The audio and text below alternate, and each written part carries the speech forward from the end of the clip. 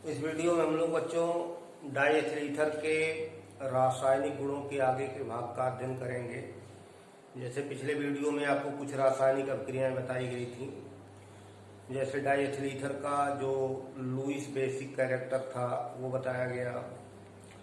तो ऐसे आगे रासायनिक अभिक्रियाओं में क्लोरीन और ब्रोमीन से अभिक्रिया है, रिएक्शन विथ क्लोरीन और ब्रोमीन।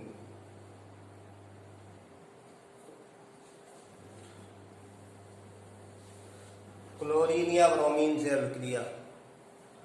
क्लोरीन या ब्रोमीन से रिएक्शन अंधेरे में कुछ प्रोडक्ट का फॉर्मेशन करता है, और अगर प्रकाश की उपस्थिति है तो प्रोडक्ट कुछ फॉर्म होते हैं। जैसे अंधेरे में रिएक्शन कराया जाए तो डाईएथिल ईथर की क्लोरीन से अभिक्रिया डार्क में कराई जाए, अंधेरे में कराई जाए, तो ऑक्सीजन से जो CH2 समूह जुड़ा हुआ है, जैसे CH3 CH2 O CH2 CH3, ये डाईएथिल ईथर है। ऑक्सीजन से 2 CH2 जुड़े हैं, तो इसकी हाइड्रोजन इनके तुलना में ज्यादा रिप्लेसेबल होती है। ये हाइड्रोजन ज्यादा रिप्लेसेबल होती है, मतलब आसानी से प्रतिस्थापित हो सकती है। तो डार्क में रिएक्शन जब क्लोरीन या ब्रोमीन से कराते हैं तो क्रमवार ये हाइड्रोजन यानी C से जुड़ी जो H2 है उसका एक एक हाइड्रोजन प्रतिस्थापित होता है। तो पहले एक हाइड्रोजन प्रतिस्थापित कराया जाए, सब्स्टिट्यूट कराया जाए, तो बनेगा CH3 CHCl O CH2 CH3। CH2 का एक H रिप्लेस हो गया है, उसके जगह पर क्लोरीन आ गई, तो हाइड्रोजन और एक क्लोरीन मिलकर के HCl के रूप में निकलेंगे।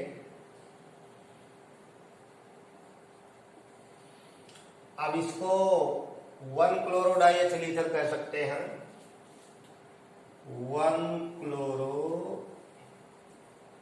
Diethyl ether.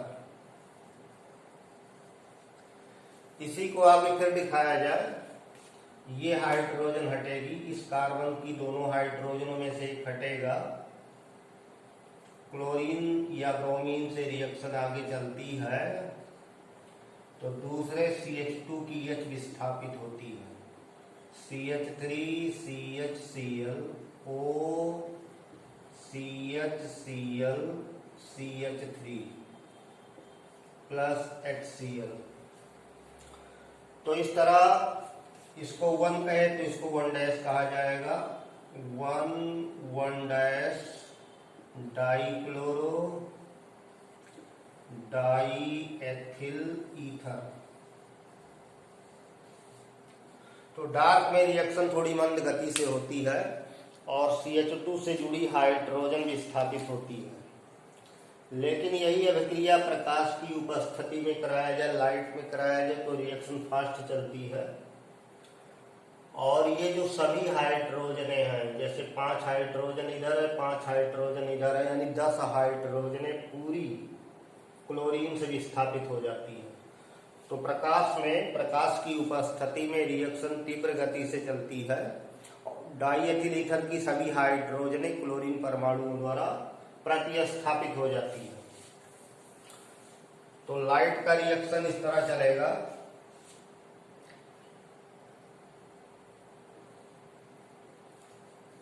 In presence of light, प्रकाश की उपस्थिति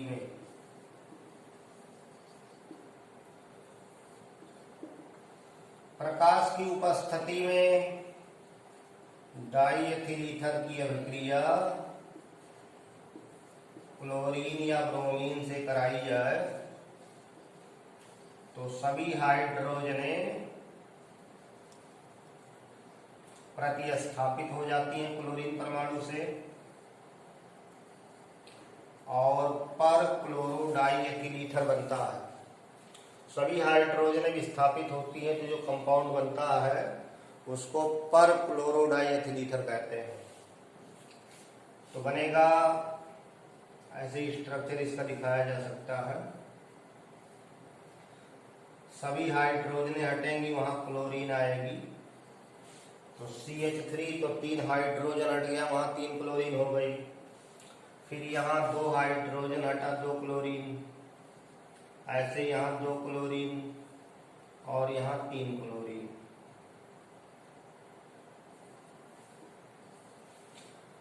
अब कुल मिला करके यहाँ 10 क्लोरीने हैं। 2 2 4 1 5 2 7 3 10 और 10 हाइड्रोजन रिप्लेस हुआ यानी 10Cl2 यहाँ लगेगा 10Cl2 और यहाँ प्लस 10 HCl दिखा देंगे। तो ये है पर क्लोरो डाई एथिल ईथर। तो सभी हाइड्रोजन रिप्लेस हो जाती हैं या इसको शॉर्टकट इस तरह लिख सकते हैं C2 2 कार्बन 5 क्लोरीन है तो C2Cl5 और दोनों तरफ में ट्वाइस कर दिया जाए और O कर दिया जाए। C2Cl5 का होल ट्वाइस O। पर क्लोरो डाइएथिल ईथर को इस तरह भी लिखा जा सकता है शॉर्ट फॉर्म में, अथवा स्ट्रक्चरल अरेंजमेंट इसका ऐसा रहेगा कार्बनों से हाइड्रोजन जो जुड़े थे वो हट गए और उनके जगह पर क्लोरीने आ गई। तो डार्क में रिएक्शन कराएंगे तो केवल 2 ही हाइड्रोजन रिप्लेस होती हैं और प्रकाश की उपस्थिति में कराएंगे तो डाइएथिल ईथर की सभी हाइड्रोजन रिप्लेस हो जाती हैं। आगे रिएक्शन एसिटाइलेशन है। जैसे एसिटाइलेशन अल्कोहलों में बताया गया था, सक्रिय हाइड्रोजन एसिटिल समूह से विस्थापित हो जाती है, उसी को एसिटिलीकरण कहते हैं। तो यहाँ हाइड्रोजन तो कोई विस्थापित होने वाला है नहीं, लेकिन डाइएथिल ईथर 2 खंडों में टूट करके एसिटिल क्लोराइड से अभिक्रिया करता है। तो reaction with acetyl chloride, reaction with acetyl chloride. Acetyl chloride का सूत्र आपको जानकारी होगा CH3COCl। एसिटिल क्लोराइड और एसिटिक एनहाइड्राइड 2 महत्वपूर्ण एजेंट हैं। ये दोनों एसिटाइलेशन में प्रयोग किए जाते हैं, यानी यौगिकों से जुड़ी सक्रिय हाइड्रोजनों का विस्थापन इससे कराया जा सकता है और यौगिकों में ये पता लगाया जाता है कितने हाइड्रॉक्सिल ग्रुप हैं, उसके लिए एसिटाइलेशन दिया जाता है। यहाँ डाइएथिल ईथर से एसिटिल क्लोराइड की अभिक्रिया कराएंगे तो डाइएथिल ईथर 2 खंडों में विभक्त होकर के कंपाउंड एक एस्टर बनाएगा और एक एथिल क्लोराइड बनेगी। तो डाइएथिल ईथर की अभिक्रिया C2H5O, डाइएथिल ईथर की अभिक्रिया एसिटिल क्लोराइड के साथ कराई जाए एनहाइड्रस एल्यूमिनियम क्लोराइड की उपस्थिति में। एनहाइड्रस माने निर्जल होता है, तो एनहाइड्रस एल्यूमिनियम क्लोराइड की उपस्थिति में रिएक्शन कराया जाए, थोड़ा सा हीट किया जाए। तो ये जो एसिटिल है CH3CO, acetyl group ethoxide group से मिलकर के एस्टर बनाता है। तो एस्टर जो बनेगा उसका फार्मूला होगा CH3C डबल बॉन्ड OC2H5 और साथ में बनेगा C2H5Cl। इस एस्टर का नाम है एथिल एसीटेट या यूपीएससी में कहते हैं एथिल एथनोएट। तो डाई एथिल ईथर की एसिटिल क्लोराइड से अभिक्रिया कराने पर ethyl acetate CH3CO O C2H5 और ये जो C2H5 है ये क्लोरीन से मिलकर के एथिल क्लोराइड बनाता है। तो एसिटाइलेशन की तरह ये रासायनिक अभिक्रिया है।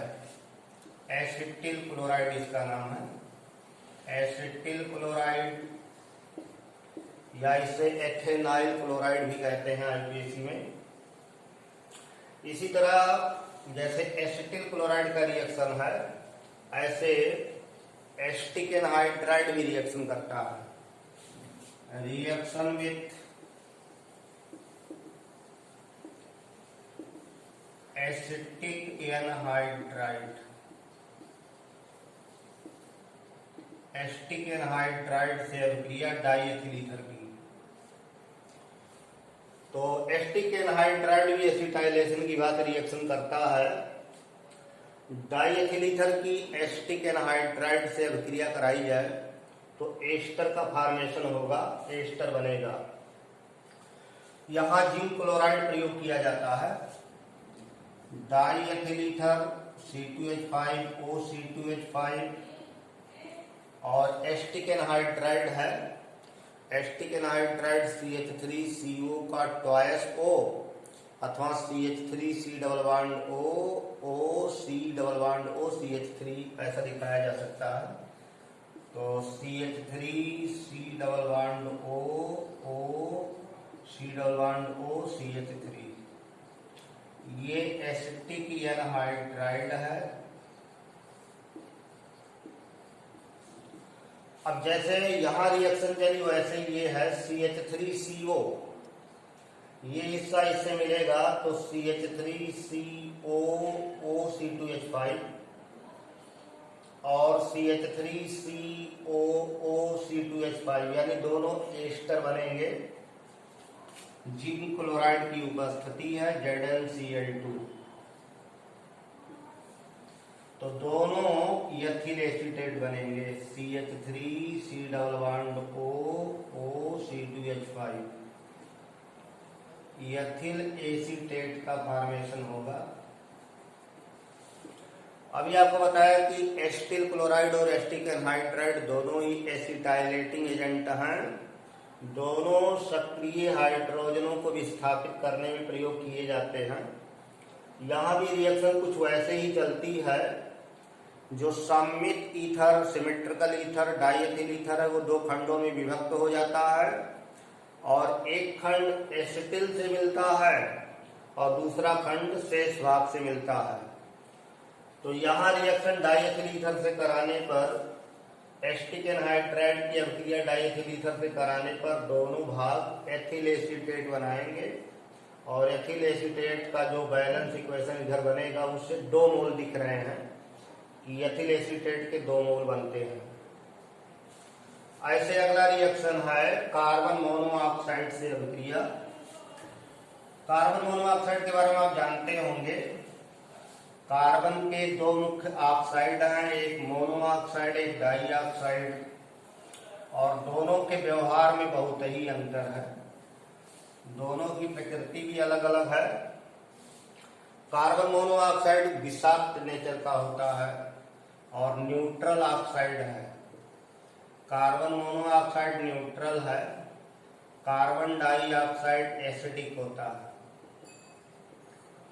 कार्बन मोनोऑक्साइड हीमोग्लोबिन से जुड़ करके कार्बोक्सी हीमोग्लोबिन बना देता है, जिससे हीमोग्लोबिन की ऑक्सीजन बांधने की क्षमता घट जाती है। तो ये विषाक्त है, जहरीला है। डाइएथिल ईथर की कार्बन मोनोऑक्साइड से अभिक्रिया कराएंगे तो एस्टर का फॉर्मेशन होता है एथिल प्रोपेनोएट। परिस्थितियां कुछ इसकी ड्रेस्टिक होती हैं, कुछ परिस्थितियां इसकी ज्यादा स्ट्रांग होती हैं, तब जाकर के कार्बन मोनोऑक्साइड और डाइएथिल ईथर दोनों एक दूसरे से रिएक्शन करते हैं। डाइएथिल ईथर C2H5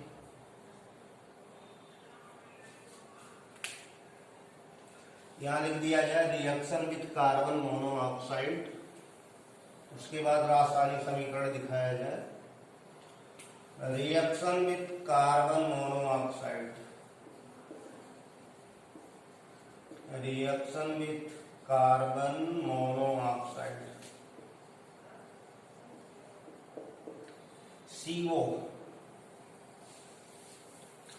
तो diethyl ether C2H5O, plus carbon monoxide, दोनों रिएक्शन करते हैं तो एस्टर बनता है C2H5 C double bond O, ये O, C2H5 एक तरफ हो जाएगा, तो यह भी एस्टर है। इस एस्टर में ये एथिल, 2 कार्बन का एथिल और 3 कार्बन इधर हैं, तो एथिल प्रोपेनोएट एस्टर है। 3 कार्बन इधर है, 2 कार्बन इधर है, एथिल प्रोपेनोएट। इसके जो कंडीशन है, बोरान ट्राइक्लोराइड H2O और टेम्परेचर लगभग 125 से 180 डिग्री सेल्सियस रखा जाता है। 125 से 180 डिग्री सेल्सियस टेम्परेचर है और प्रेशर अधिक होता है, लगभग 500 वायुमंडलीय दाब होता है। तो ये कंडीशन है, यानी कठिनाई से रिएक्शन होती है। डाइएथिल ईथर उच्च दाब की परिस्थितियों में कार्बन मोनोऑक्साइड से अभिक्रिया करके एथिल प्रोपेनोएट का फॉर्मेशन करता है। अब एक महत्वपूर्ण अभिक्रिया और है, फॉर्मेशन ऑफ हाइड्रोपराक्साइड। हाइड्रोपराक्साइड का बनना, हाइड्रोपराक्साइड का बनना ईथर का अच्छा गुण नहीं है, क्योंकि अगर डाइएथिल ईथर में हाइड्रोपराक्साइड की अशुद्धि पाई गई तो इसका उपयोग निश्चेतक में नहीं किया जा सकेगा। तो डाइएथिल ईथर ऑक्सीजन से क्रिया करता है सूर्य के प्रकाश की उपस्थिति में, तो पराक्साइड का फॉर्मेशन कर देता है। तो सनलाइट में डाइएथिल ईथर ऑक्सीडाइज हो जाता है, ऑक्सीजन को जोड़ लेता है और हाइड्रोपराक्साइड का फॉर्मेशन करता है, और ये अशुद्धि इसमें पाई जाती है। तो हाइड्रोपराक्साइड का फार्मूला है CH3CH। अब इसी से ऑक्सीजन जुड़ेगी OOH, बाकी ऐसे ही रहेगा, यानी CH2 का एक जो H है उसमें O बॉन्ड O आ जाता है। O सिंगल बॉन्ड O को पराक्साइड बॉन्ड कहते हैं। जहां भी इस तरह की व्यवस्था पाई जाएगी उसको पराक्साइड कहा जाएगा। जैसे हाइड्रोजन पराक्साइड में देखिए तो वहां भी O सिंगल बॉन्ड O पाया जाता है।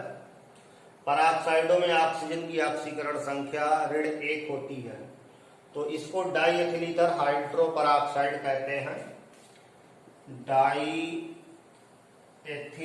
ईथर हाइड्रोपराक्साइड।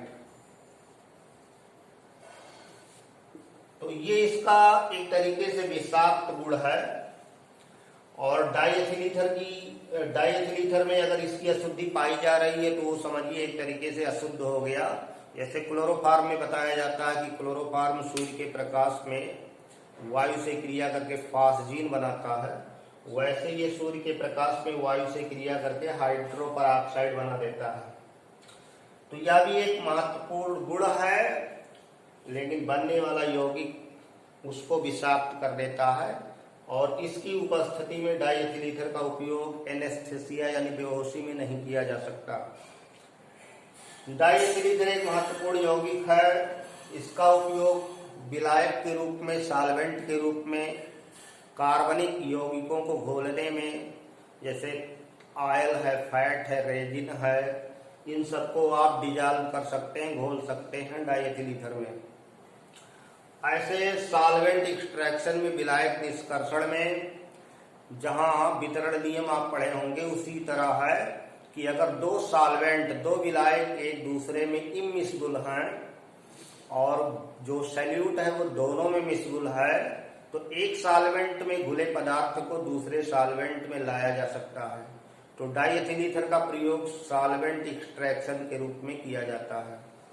और एक महत्वपूर्ण उपयोग जो शल्य चिकित्सा में बेहोशी के रूप में इसका उपयोग करते हैं, वो महत्वपूर्ण उपयोग है।